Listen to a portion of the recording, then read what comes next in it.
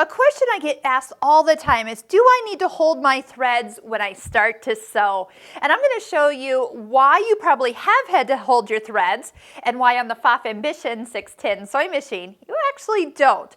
So here's the nice thing. When you are working with an electronic sewing machine, you usually have the machine starting and stopping with the needle at the highest position.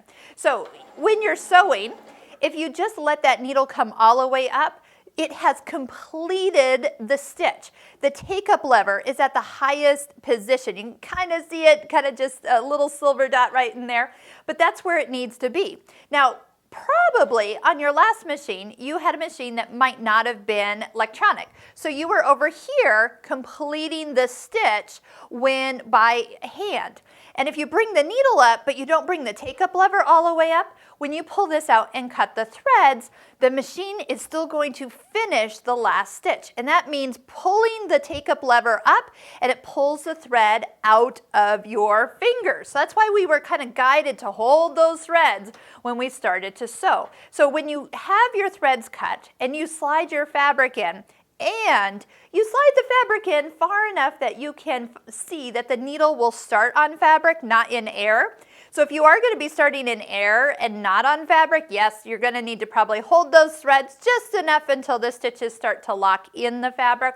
But if you slide it in just enough, you will find that there's nothing you need to do with those threads. They're just going to just stay right where you need.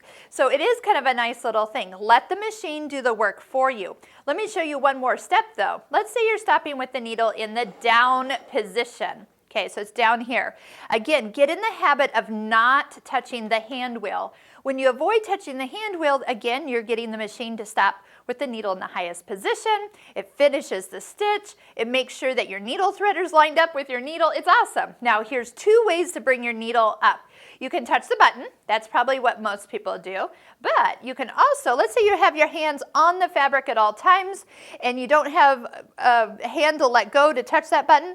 If you tap your toe quickly at the top of the foot control, it will take a half a stitch. So actually, let me even show you that. So a quick little tap is a half a stitch down, and a quick little tap is a half a stitch up. And that will allow you to then bring the fabric out, cut your thread, and start again. And look, I am not holding on to my threads when I start to sew, but it's because you're more familiar with how a machine actually works. Let it do the work for you and avoid touching your hand wheel at all costs.